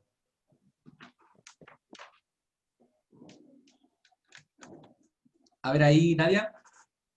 Hola, le Ahí te decía, escucho, perfecto. le decía que eso de que las mujeres no acceden a lugares jerárquicos es por la creencia de que nosotras somos más sentimentales y supuestamente no tomamos buenas decisiones, no somos más frías que los hombres. Eso es lo que yo creo. ¿Está bien? Sí, también. Digo, en varias de las situaciones también eso, que son más sentimentales, que bueno, que se embarazan, ¿no? La cuestión del embarazo, que se embarazan y es un problema para la empresa, ¿no? Es un problema para la empresa. ¿Sí? Hay un montón de motivos Profe, que... también, perdón, ¿no? También se Dale. cree, a lo que decía la compañera también, que es porque no le dan la oportunidad de crecer. Por ahí es, la mujer generalmente tiene otra forma de pensar y ve más allá de algunas cosas que los hombres pueden tomar. Yo creo que decisiones, más allá de que está la creencia de que son difíciles de tomar las decisiones, pero sí la pueden tomar, no les dan la oportunidad tal vez, o porque las consideran de alguna manera de bajo, o sea, con una remuneración mucho más baja, ¿no? Qué sé yo, Claro, algo así. pero María, claramente no hay nada que impida que una mujer ocupe un lugar jerárquico. No hay nada, nada, nada, nada, nada. Lo que pasa es que sucede que no hay mujeres en lugares jerárquicos. Pensemos en los CEOs de las empresas de tecnología, por ejemplo. Pensemos en Facebook. ¿Quién es? ¿Quién sabe el nombre del dueño de Facebook? Mark Zuckerberg, algo Bien, así, no me sale el apellido. bien. Pensemos en Apple. ¿Quién sabe? Steve Jobs. Bien. Pensemos no sé, pensemos en la empresa que pensemos, hay un varón. Hay un varón. Pensemos en Mercado Libre. ¿Quién es? Ay, no sé el nombre. Marcos Profe, Galperín. Marcos Galperín. Hay... en base a eso, Sí, dale, Nadia, dale. yo en este momento, bueno, estoy sin trabajo por la pandemia, pero trabajo de moza y muchas veces hice coffees en empresas así de software o me tocó hacer en Cartoon Network. Mirá. Y entraba a las reuniones de los gerentes o de los jefes y la participación de la mujer era mínima en las gerencias. Al igual que los trabajadores de software en las empresas son todos varones, hay 2 o 3 mujeres. Sí, Debe ser que se nos considera menos inteligentes, porque somos más sensibles, supuestamente. No, pero por eso digo, son roles, son estereotipos. Nadia, el chiste que hay que deconstruir y que tenemos que plantear es que son estereotipos. No se basa en nada real, digamos, real en el sentido de que la mujer sea menos menos cualidades, que tenga menos fortalezas, que tengan menos saberes. No se basa en eso, se basa en estereotipos. Se basa en estereotipos. Mirá, me acuerdo una vez, una entrevista que es fantástica, que se le hicieron a Luciana Aymar, ya la traigo por segunda vez a Luciana Aymar. Todos saben que es Luciana Aymar, ¿no? Sí. Jugadora de hockey, creo que es la jugadora más importante de la historia de hockey, me parece, o algo por el estilo. La estaban haciendo una entrevista, creo que alguno de estos periodistas deportivos, todos varones, ¿no? Periodista deportivo, ámbito varones, y le dijeron a Luciana Aymar, ¿qué te sentís cuando te comparan con Messi? Y ella muy rápida de reacción le dice, no sé, pregúntenle a él qué se siente cuando la comparan conmigo. ¿No? Digo, estamos hablando con una jugadora de hockey, que es la mejor de la historia, indiscutida, que ganó 5 campeonatos del mundo, no sé, 5, 6, 4, 10, no sé cuánto ganó Luciana Aymar, frente a Messi, que también es una gloria, pero no ganó campeonato del mundo, no es el mejor de la historia, no sé, ¿no? Pero, y Luciana Aymar dice, pregúntele a él qué siente cuando la comparan conmigo. Por eso digo, se dan cuenta cómo en todo lo cotidiano está operando constantemente esta valoración entre la mujer y el hombre, ¿no? Entre la mujer y el hombre. En todo lo cotidiano. Seguramente el periodista no se atrevería jamás a preguntarle eso a Messi. No, claramente que no, claramente que no. Por eso digo, esto que llamamos sistema patriarcal, que uno dice, bueno, ¿cómo se come? Bueno, ¿cómo se come? Todos los días se come.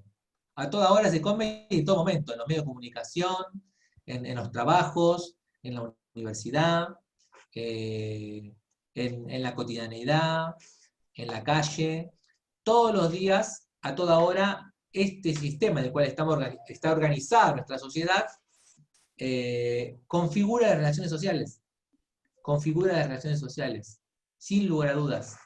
Sin lugar a dudas. Yo les comento cuando tuve hijas, cuando nació mi primera hija, mis amigos me decían, vas a andar con la escopeta en la mano, ¿no? Y digo, son amigos, lo dicen con cariño, lo dicen con amor, no es que es mala gente, al contrario, ¿no? Cuando sean grandes y tengan novio, bueno, será su vida, no sé. Pero ¿qué está operando? ¿Qué me están queriendo decir ahí? ¿Qué me están queriendo decir ahí? ¿Qué figura me reponen ahí? Tengan cuidado que con un hombre, cuando no es así. Vas a tener más problemas, claro. ¿Cómo, Joana? Como que teniendo una hija ibas a tener más conflictos, más problemas, ¿no? No, y ¿Te iba a además, traer más problemas? claro, y el lugar mío es el lugar del hombre, del macho, que no me toquen mis hijas, que son mías, además son mías. Son mías. Y aparte también en ese rol de que la vas a tener que controlar, ¿por qué? O sea, de Claro, patoica, digamos, ¿no? Claro, que hagan lo que quieran, que se enamoren con quien quieran, que no se enamoren, que se pongan de novio con un varón, con una mujer, que hagan lo que quieran. Y si es un varón, va a ser ganador, va a tener muchas chicas. Suele pasar eso también que dicen esos comentarios. Como que a la nena no hay que cuidarla, y el varón no va a tener muchas minitas. Mirá, otro comentario que les quiero plantear es, cuando estaba embarazada mi compañera y tenía la panza, me acuerdo una vez un comentario que es fantástico. Da cuenta de esto, ¿no? Le toca la panza y le dice, estás re linda con esa panza, seguramente es varón, porque la mujer está fea. ¿No le pasó eso alguna vez? Aquella que tuvieron Dicen hijo. eso, sí, dicen que la panza del varón es más linda que la panza de la nena, ¿no? Dicen. Pero ¿por qué la panza de la nena más fea? No. Por eso digo, ya es Porque como... supuestamente cuando tenés una nena te ensancha más las caderas, no sé qué dicen. Yo no soy madre, pero algunas sí es. Te chupa la energía, te chupa la belleza. La belleza, dicen, profe. Para arreglarlo, después dicen que cuando uno está embarazada de una mujer es porque chupa la belleza. Claro, o sea, para arreglarlo. Es una hija de puta desde que está en la panza. Más o menos. Es una hija de puta desde que está en la panza. Por eso digo, perdón por esta palabra, pero digo, lo pongo en este extremo para darnos cuenta, ¿no? O sea, desde que está en la panza es un problema la mujer, ¿no? Desde la panza ya arranca con el prejuicio. Ya el primer prejuicio es que tiene la panza de la embarazada es más fea con respecto a si tiene una mujer. Ya arranca el primer prejuicio, que no se basa en nada, en nada, en nada, en nada. Hay un Profe, disculpe, por ejemplo, yo le digo, yo estoy embarazada de una nena en este momento, estoy ya de ¿Ahora? 38. Estás justo, afeada. Sí, y sin embargo me ha pasado de que me han dicho, es un varón porque no subí nada de peso, porque la panza es chiquitita, y ahí es cuando se empiezan a contradecir, ay, ¿cómo que es una nena? ¿Viste? Así. Pero sí, me ha pasado de escuchar mucho, ay, no, te vas a poner gordita, ay, no, te vas a ensanchar, y nada que ver, pero nada que ver, o sea. Es que Florencia no se basa en nada en ese montón. comentario. Claro, sí, exacto. En prejuicios. Sí, por eso. Me gustó justo que lo decía, me causó gracia porque me ha pasado escuchar que me digan así y nada que ver, y después se llevaban la sorpresa a decir, ay, no, pero ¿cómo? Eso es un prejuicio que nada que ver, no tiene nada que ver una cosa con la otra. Claro.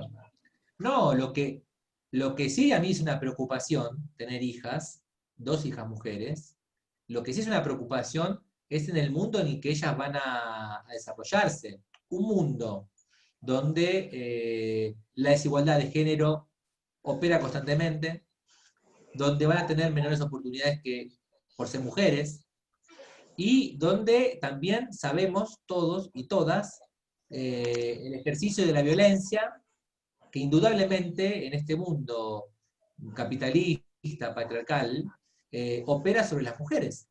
El ejercicio de la violencia que va, esto lo digo yo, basándome en Rita Segato, una antropóloga, una intelectual feminista importante, que quizá la nombraron escuchar, que plantea que la violencia del ejercicio de la masculinidad hacia la feminidad opera con un abanico de opciones, que va desde el piropo no consentido, ¿no? En la calle, uno ve todo el tiempo chicas jóvenes, yo lo veo, chicas jóvenes que van por una cuadra y cruzan porque en la esquina ven un grupo de varones, por ejemplo, ¿no? Desde el piropo no consentido hasta la violencia la violencia sexual vinculada a una violación explícita, ¿no? Lo que dice ese gato es,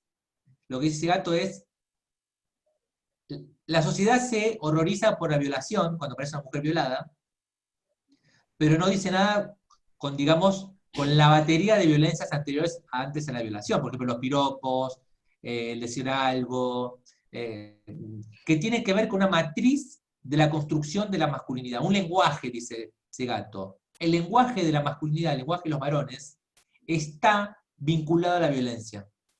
Está, como decía recién, Florencia, que le dicen, porque tiene una panza fea o una panza, no importa, la panza fea es porque es una mujer.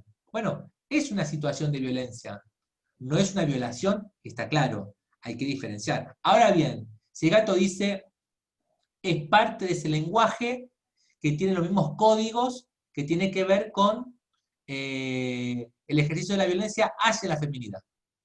Entonces, ¿qué dice ese gato? La sociedad está hipócrita, se horroriza ante el proceso de una violación, ¿no? Aparece en el diario mujer violada, pero no dice nada con la línea punteada del ejercicio de la violencia que tiene otro montón de prácticas, como por ejemplo esta, decirle, estás fea o te afeás tu panza porque tenés una mujer adentro, ¿no? Digo, el lenguaje, el código es el mismo. El código es el mismo. Es la subordinación, es la descalificación, es dirá Federici, el proceso como cuando se coloniza un territorio, colonizar el cuerpo de la mujer, desprestigiarlo y desvalorizarlo. Por eso es importante también pensar sobre estas violencias. Yo ahí, en el texto de los varones petroleros, cuando había varones feminizados, que expresan feminidad, también atravesaban situaciones de violencia a partir de ser varones feminizados, o de ser débiles, o lo que sea. Lo que hay que pensar es cómo operan estas microviolencias en la cotidianidad de la vida social, que también tiene que ver con esta situación del sistema patriarcal, ¿no? Y lo otro interesante para pensar, respecto a la violencia, y sobre todo la violencia sexual, es cómo opera otra hipocresía social, que es que cuando uno se habla de violencia sexual,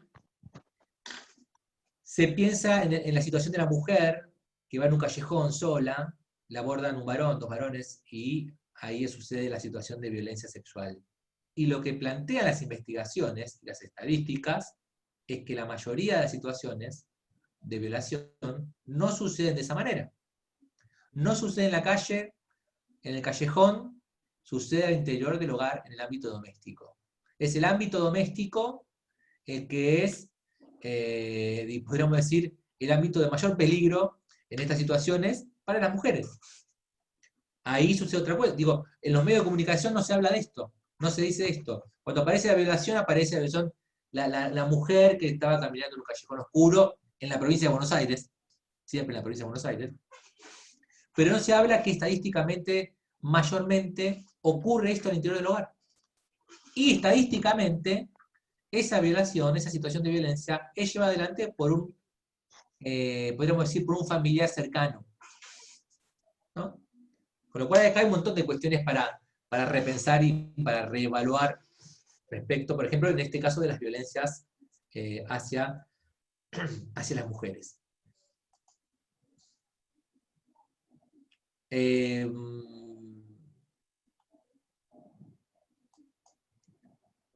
¿Algún comentario quieren decir por aquí?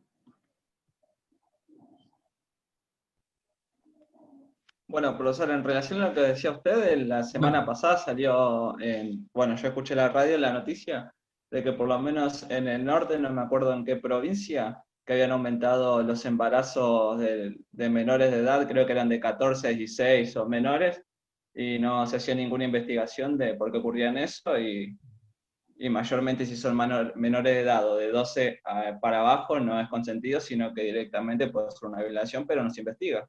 Claro, totalmente, sí, totalmente.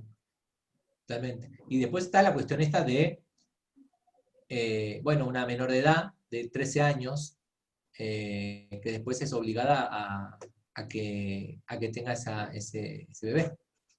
Ese bebé que, digo, no consentido, de una violación, ¿no? También para poder pensar estas situaciones. Pero bueno, volviendo un poco a las discriminaciones en el trabajo, no me quiero dejar de decir de lo que se llama el fenómeno como, bueno, nos fuimos un poquito de tema, pero tiene que ver, ¿no? No quiero nombrar lo que es el fenómeno conocido como piso pegajoso, que describe la experiencia en el extremo superior de la estructura jerárquica sobre la situación de las mujeres en el extremo inferior, es decir, los trabajos de baja remuneración, de menor perspectiva de movilidad, cuyas mayores dificultades se asocian a la carencia de servicios de cuidado accesibles y la falta de oportunidades, es decir, los trabajos más descalificados, que generalmente son, como venimos diciendo, ocupados por mujeres.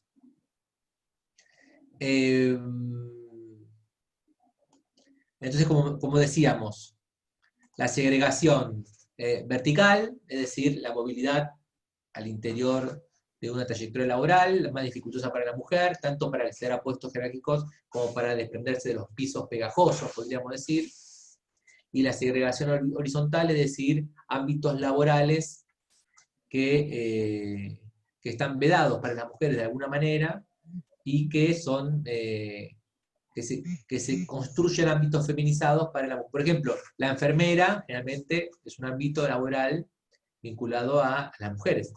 Hay mayor cantidad de mujeres enfermeras que de varones enfermeros, ¿no? Se supone una actividad secundaria o menos compleja o menos valorada que el médico, el doctor, ¿no?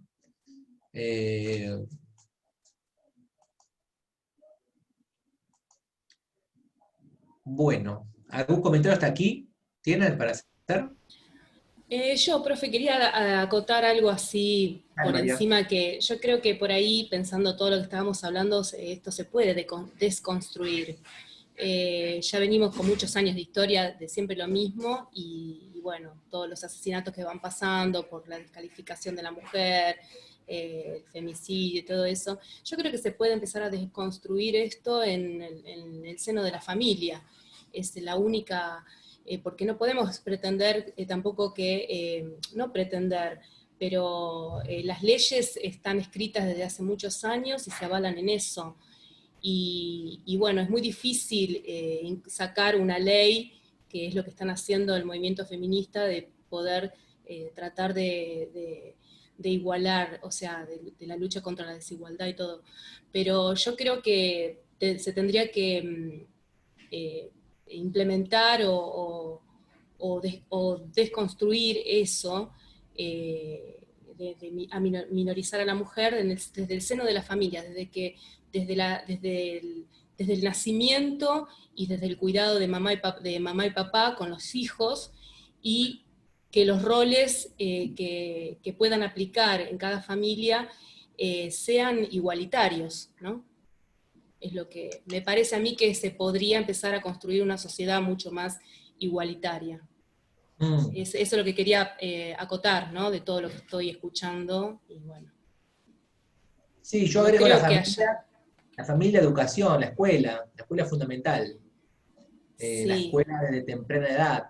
Por eso es fundamental esta política de la educación sexual integral, de la ESI, que es fundamental y que tiene tanto a veces sectores minoritarios, diría yo, a esta altura, que todavía se aferran, se oponen a esta. Es una política de Estado, pero es fundamental poder hablar de educación sexual integral en las escuelas, en los jardines, en las escuelas, como parte de los contenidos, para poder deconstruir los roles, los estereotipos de género para el hombre y para la mujer. y para las distintas identidades. Yo quiero decirles también que en el jardín donde va mi hija, del preescolar, hay niñas, mujeres trans de 5 años, ¿no? Mujeres trans de 5 años. Y bueno, y esto hay que pensarlo, ¿no? Hay que discutirlo, porque también te merecen, podríamos decir, infancias libres de prejuicio, ¿no? Por eso es interesante poder pensar contenido vinculado a la educación sexual integral desde muy temprana infancia, y sobre todo, bueno, las familias poder discutir estas cosas al interior de la familia. Profe, y yo aparte- quería comentar algo. Dale, Gaby, dale. No, con respecto a mi hermanito, el otro día le hicieron hacer un gorro con la temática de la primavera. Y mi hermano no quería que le pongan flores, no quería nada de eso porque eso es cosa de nena. Pero eso es algo que no, o sea, no se lo inculca a mi mamá, por ejemplo. Y él no, estaba cegado en que no quería hacerse el gorro con flores porque eso es de nena. ¿Qué edad tiene tu Sin hermano, Gaby? embargo, los de... ¿Eh? ¿Qué edad tiene tu hermano? 6. 6, pero bueno, ve la tele. Claro. O sea, no es algo que mi mamá le dijo, por ejemplo, eso es de nena. No, mi mamá se lo quería hacer, pero él no quiso. Sin embargo, todos los compañeritos sí, estaban llenos de flores, con colores, todo, y él no quiso. Mira, la pasada mi hija de 6 vino y me dijo, papá, y mirá que hablamos un montón, ¿eh? Papá, ¿las nenas se pueden dar un beso? Sí, si tienen ganas, si se quieren, si se gustan. Claro, yo le digo esto, pero ella va a la televisión, a los dibujitos, y no hay ningún dibujito de nena dándose un beso. Por eso le es extraño. Siempre lo que aparece es la heteronormatividad, ¿no? La heteronorma. Claro, la princesita salvada por el príncipe. Ah, como siempre, Claro. como siempre fue. Bueno, creo que lo más, podríamos decir, lo más disruptivo que vimos hasta ahora fue, no sé si vieron Frozen 2, la 2, que Elsa, bueno, Elsa no es hetero de alguna manera. No sé, ¿vieron Frozen 2 o estoy hablando sin que nadie la haya visto? No, no la vi. No, entonces no tengo hijos. Bueno, yo la vi 100 veces ya. Pero digo, son dos hermanas, una muy heterosexual, ¿no? Que quiere que se case con el varón y busca el varón y y Elsa, que es la que tiene los poderes del hielo, que bueno, no está con ningún varón nunca, y bueno, no es heterosexual ni en pedo, ni a palos. Hay ahí algo más, si se quiere, lésbico. No termina de estar con una mujer, pero hay toda una cosa en Frozen 2 que canta una mujer y escucha una voz y ya voy para allá. Hay algo ahí que coquetea y que Disney no termina de... Ahora bien, Disney sabe muy bien lo que vende hoy, ¿no? Por eso presenta estas princesas ahora no heterosexuales, podríamos decir, ¿no? Sabe muy bien lo que vende hoy. Pero vuelvo a decir, en los dibujitos que miran, no hay relaciones entre mujeres o entre varones. Por eso me pregunta mi hija por qué, si se pueden besar dos mujeres, ¿no? Porque no hay. Entonces, bueno, uno le explica, sí, si se quieren, si tienen ganas, si se gustan. Claro, lo que pasa es que el contexto no ayuda tampoco, si uno puede empezar, ¿no? O sea, no ayuda el contexto. O sea, vos podés decirle a tu hija que no hay problema en esas cosas, pero tampoco cuando ve la televisión o cuando va al colegio también, Claro. aprende otras cosas, ¿no? Claro. O sea, se da cuenta y ahí empieza a reprimirse. Por El eso... Sí, dale. Perdón, el tema, profe, que en muchos lugares la ESI se da a partir del primer año. Sí. No se da durante el jardín o la primaria. Yo discutí mucho con las maestras, de hecho mi hijo va a un colegio técnico y recién este año, que está en cuarto, le dieron eso. Y yo lo hablé con las directoras, que a mí me parecía mal, porque ellos también tienen que saberlo. Habría que ver, yo creo que la ley, Nadia, ahí hay otra cuestión interesante para pensar. Mi hija va a un jardín de aquí en la ciudad de Buenos Aires y ha tenido educación sexual integral para chicos y chicas, ¿no? La ley creo que dictamina, dice, para qué momento de edad y desde muy temprana infancia se aplica. Lo que pasa es que después, bueno, está la resistencia, cómo se aplica, ¿no? O la ley es taxativa. La ley debe aplicarse desde la temprana infancia. Pero bueno, Claro, después también, Como deber debe, pero lo hacen. también yo creo que es la desinformación también, por lo cual muchos se oponen a ese tema. Porque también tendría, o sea, el Estado tiene que saber que los chicos son menores y que no puede ir cualquiera a inculcarle unas ideas. O sea, tiene que haber un proyecto bien presentado que esté adecuado a la edad. No es lo Claro. mismo hablar de un infante que a un chico de secundaria. O sea, Pero tiene hay que haber una- una preparación por parte de las personas que lo van a dar también, ¿no? hay No una, es hay para una ley, cualquiera tampoco tocar esos temas. hay una ley, un programa, de hecho quiero decirles, mi compañera ha trabajado mucho tiempo, ahora no, pero ha trabajado mucho tiempo en la formación de docentes para la educación sexual integral. Claro. Hay una ley, hay profesionales, hay toda una estructura. Pero por eso, lo que apunta a esto es a esto, a lo que estamos discutiendo acá, a deconstruir, a problematizar los estereotipos y los roles de género. Sí, profe, pero eso, los profesores o los que, como dijo, ay Dios, que ayudan a los profesores a dar la materia esta o los concientizan, se dan en la ciudad de Buenos Aires. Mi hermana está estudiando profesorado de lengua y ella te dice, a mí no me están capacitando para enseñar esto. Y a Una ninguno. falencia también, claro. Claro, sí, totalmente, sí. ¿Cuándo se tendría que dar desde temprana edad? Yo ponele, en mi casa tengo 2 hijos, un varón y una nena. Se habla de todo, pero van a la casa de mi mamá y mi mamá, no, si sos gay, te cago a palo. Si sos lesbiana, te cago a palo. No, no es así. Yo No, sigo claro. peleando con Claramente no es así. esto. Realmente mi hija la vez pasada vino de la casa de mis papás y me decía, los varones no lloran. Lo habíamos hablado todo lo de llorar. Le dije, ¿quién te dijo eso? El abuelo. Bueno, no, yo lloro, los varones lloran, ¿por qué no van a llorar? No, bueno, porque...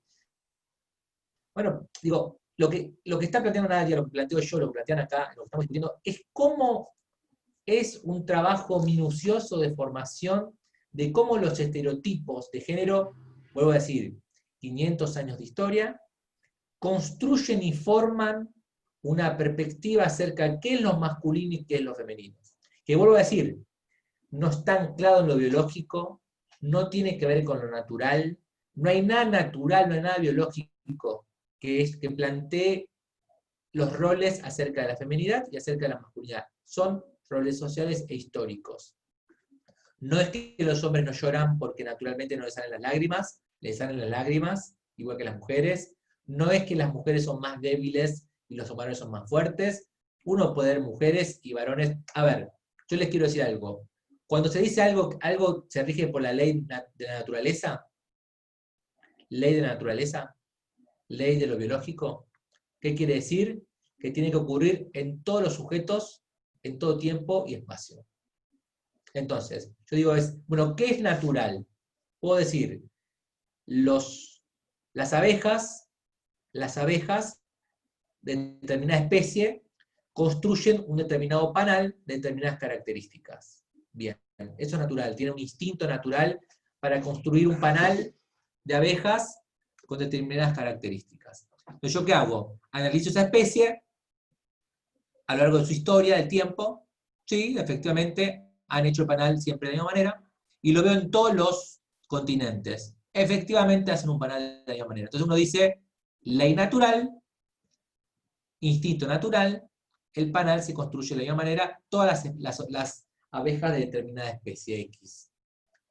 Entonces, si yo digo, un comportamiento, una cuestión del hombre y la mujer, es natural, tiene que ser, como decíamos recién, en todo tiempo y espacio, y en todos los ámbitos geográficos. Entonces yo digo, ¿es natural que el hombre es más fuerte que la mujer? No. Hay mujeres más fuertes que varones, hay hombres más fuertes. Digo, podemos encontrar mujeres, podemos acá, de hecho, ver acá entre nosotros, quizás haya mujeres más fuertes que varones. No, no sucede como en la ley natural. ¿El hombre hace mejor una tarea que la mujer? No, no es natural. Puede haber tareas que mujeres la hacen mucho mejor que los varones, o viceversa. Entonces, ¿el hombre es mejor como un CEO empresarial que la mujer, no. Debe haber mujeres empresarias y que le va muy bien, lo que pasa es que hay muchos menos. Los presidentes y las presidentas, el hombre es mejor, no, o sea, no hay nada que construya una diferencia en términos biológicos o naturales. Es una construcción anclada en lo social, anclada en lo histórico, y como tal, es modificable. Como tal, hay que pensarlo críticamente, porque es modificable. Todo lo social y lo histórico es modificable. Ahora bien, no estamos hablando de pavadita de modificación. Estamos hablando, vuelvo a decir, como comenzamos la clase, de 500, 600 años de historia que configuran nuestras relaciones sociales. Con lo cual, ¿podemos modificarlo? Sí, pero bueno, hay que pensar, hay que estudiar, hay que repensar, hay que discutir, hay que objetivar, hay que poder mirar, hay que poder, pensarlo de nuevo. No es nada fácil. No es nada fácil. Y yo vuelvo a insistir acá, la importancia, por ejemplo, ahí decía Nadia, esto tiene que ser desde la familia. Bueno, la importancia de la universidad, para poder pensar estos temas, para poder plantear en la familia, para poder discutirlo. Por ejemplo, seguramente capaz que el papá de Nadia o la mamá de Nadia tiene la misma edad que mis papás, 80, 70 años. Bueno, es muy difícil cambiar ahí una actitud, ¿no? Es muy difícil, o sea, ya está, cerramos la persiana, es muy difícil. Ahora bien, nosotras, podemos modificar, podemos repensar, podemos mirar críticamente, y podemos ver que no hay nada del ámbito natural que impida que una mujer haga determinada trabajo mejor, o peor, o igual que un varón, o haga cualquier actividad. Nada. Recuerden que yo les dije, en la época del siglo XV, cuando veíamos a Silvia Federici, en las sociedades campesinas, las mujeres eran herreras. Hoy un trabajo exclusivamente de varones.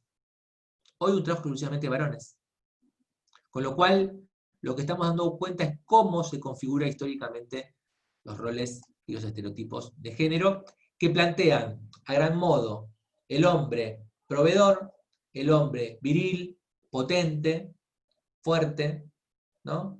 Acá podemos hacer una nota al pie, cuando los varones en las relaciones sexuales no son potentes, cómo frustra eso, ¿no? La potencia, cuando el varón no es potente, no es un potro salvaje, porque hay una demanda ahí de cómo tenemos que ser. Y las mujeres, dulces, suaves, naif, tontas, no sé, depende. Estos son construcciones sociales. Esto hay que cambiarlo. Y para cambiarlo también, bueno, hay que inculcar esto, formar esto, discutir, pensarlo con nuestros hijos, hijas, hijes, y también pensarlos en la universidad, que me parece que si algo tiene fantástico la universidad, lo digo siempre, no me voy a cansar nunca de decirlo, en la universidad en Argentina, que es pública, abierta y restricta y gratuita, que todos pueden cursarlos, que quizás no todos terminan, quizás algunos de ustedes, ojalá que sí terminen todos, o todas, pero quizás algunos no terminan, pero las discusiones se las llevan, el debate se lo llevan, la cabeza se cambia, se transforma, y esto es lo que tiene fantástico la universidad en Argentina. Una vez me dijo un estudiante, me dijo, profe, pero en Chile, que la universidad es restricta, es privada, se paga, en Chile se gradúan más que en Argentina, porque acá entra cualquiera. Yo le dije, no se gradúa más que en Argentina. En términos relativos, sí. Entre los que entran y los que se gradúan, sí, claro. Porque entran 10, se gradúan 9. Acá entran, no sé, entran 100 y se gradúa 50. Bien. 50% se perdió en el camino. Ahora bien, la universidad te transforma y te hace mover las ideas y te hace transformar estas ideas. Por eso es importante, aunque sea que el paso por la universidad a mitad de carrera, ya es importante. Ya es importante. Por eso siempre voy a defender la característica de la Universidad Argentina frente a aquellos que dicen, pero acá entra cualquiera y no se gradúa nadie. No, bueno, no se gradúa nadie, no, se gradúan un montón. Lo que pasa es que entra un montón, pero en el camino del transcurso, los saberes, los conocimientos, las discusiones se las llevan igual, ¿no? La transformación está, podemos decir.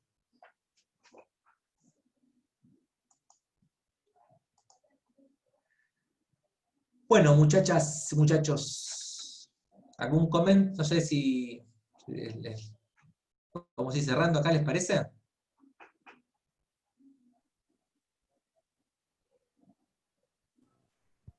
¿No tienen algún comentario, algo para decir allí? ¿Algún papá o una mamá que queramos criticar que no ve estas cosas que decimos? Yo me estaba quedando sin batería, así que me Está viene bien, bien. está bien, está bien. Ahí se ríen, Nara, también, discusión en tu casa, ¿difícil esto? Sí, sí, es difícil, yo tengo padres grandes también, y bueno, con mi mamá poco a poco la voy ablandando un toque en ciertas cosas, pero con mi papá ni se habla directamente, es como que no tienen ni noción, es como que no. Y más son de un pueblo, con más razón, porque la verdad que en un pueblo todo es mucho más cerrado, y pensar estas cosas es como que sos un extraño, así que sí, es difícil. Igual Yo creo tengo que... hermanos adolescentes, sí, está bueno. O sea, cuando yo tenía la edad de ellos, no se hablaba quizás tanto del tema, ¿no? Era como que por ahí lo hablaba con mi mamá y mi hermana, que es un año más grande que yo. Y ahora que tengo a mis hermanos, una de 15 y otra de 18, hablan con mi papá y mi papá queda sorprendido de todo lo que dicen, no puede creer. Pero es porque no estaba acostumbrado a hablar sobre ciertos temas, digamos. Y nada, y ahora que ellos son como más vivos, digamos, ellos hablan con total libertad, opinan, y está bueno porque hacen cambiar también la mentalidad de mis papás, digamos. Bueno, me alegra que podamos discutir estas cuestiones aquí en esta clase. Así que bueno, vamos a cortar aquí, después vamos a subir el videíto en el campus para que todos y todas puedan verlo. Y bueno, nos vemos pronto y bueno. Profe, ¿el Power lo va a Sí, subir al campus? también, sí, vamos a subirlo, sí. Profe, yo tenía una última pregunta. ¿El parcial cómo va a ser? Ajá, el parcial va a ¿Desarrollo o ser, múltiple choice? no, desarrollo, pero ya les contó Cecilia cómo va a ser, ¿no? Sí. No. No. No, me parece que no. El parcial tiene fechas, eso lo saben también. Está en la la, fecha me sí. parece que eso está en el campus, sí. Todo en el campus, sí. Sí. El parcial va a ser, vamos a dar las consignas a las 6 y a las 10 me tienen que entregar. A los de la noche y los de la tarde, Claro, lo de la noche, que son de la comisión noche, digamos, le vamos a entregar la consigna a las 6 y a las 10, las 4 horas, tienen que entregar el parcial, con lo cual, bueno, hay que leer, hay que estudiar, porque uno no llega a pispear todo así de una. Y los de la mañana de los martes, también, en el horario que son de los martes, se les va a entregar el parcial antes a la de los martes, para que lo entreguen en el horario que les corresponde. ¿Les parece? Igualmente son preguntas de relación, por ejemplo, relacionar un texto con otro, o Sí. un argumento con otro argumento, una cosa así. No vamos a preguntar nada que no hayamos visto en las clases. Bueno. Mucho Está igual. transpirando, Joana transpira, el cambio de la transpiración. No, mucho, por eso, vimos mucho. Es que sí. Igual estoy tomando nota de todos los textos, pero igual, o sea, los voy a volver a leer de vuelta. ¿No? Lean los textos, anótenlos, márquenlos, porque en el momento de los parciales, a ver, uno va a tener esos materiales ahí. Márquenlos, leanlos bien, anoten al costadito, recuerden las clases y anoten. Si trabajan, yo creo que si trabajan bien los textos, no tienen por qué tener ningún problema. ¿Les parece? Bueno,